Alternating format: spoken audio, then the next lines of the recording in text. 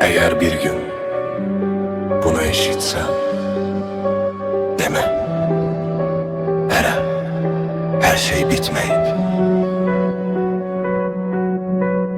Ben sənə bədənim üçün gəlmədim, nə gecə üçün, nə də ehtiras üçün. Sən boşluqda olanda gəldin, qaldım şərtsiz və səssiz. Sən dedin səninlə rahatdım mənə, özün yaxınlaşdın mənim istiliyə. Mən bunu başlanğıc sandım, qaranlıqdan qaçış yox ümid kimi. Bilirdim necə yaşamısan, neçə dəfə yıxılıb qalxmısan. Səni mühakimə etmədim, sadəcə xilas olmanı istədim. Məsafə saxladım soyuqluqdan yox, saflığı sındırmaq qorxusundan. İstədim ki məni ürəklə seçəsən, keçmişim boşluğundan yox. Amma keçmiş daha ucadan çağırdı mənim sakit həqiqətimdən. Sən məsuliyyətsiz yolu seçdin, bunun qiymətini yenə sən ödədin.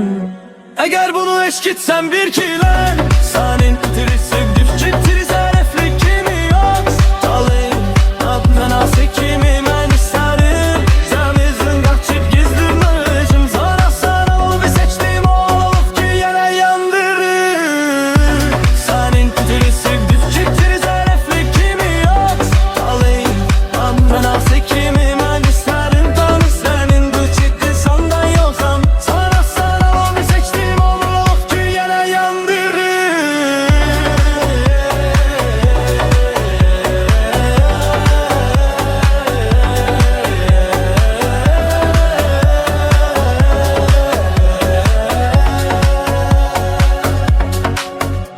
Sənə sağaltmayan şey verdilər, içində olanı isə apardılar. Mən xəbərdarlıq etdim nifrətlə yox, çünki yolun hara apardığını görürdüm. Sonra qəzəb, sonra səssizlik, sonra blok sözlərdən qorunmaq. Çünki həqiqət dözülməz olur köhnə günahları dağıdanda. Mən sənə ağrı arzulamıram, mən sənə ayılmaq arzulayıram. Bəzən saf sevgini itirmək xilas yolunun başlanğıcıdır.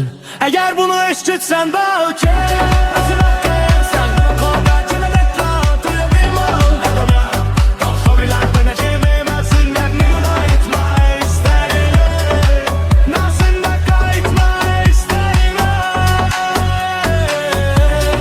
Gemim sevgim olsa, səni qaranlıqdan çıxlarım. Koynu eşitsən, demək mən boşuna sevməmişəm. Eğer bunu eşitsen, demek ben boşuna sevmemişim.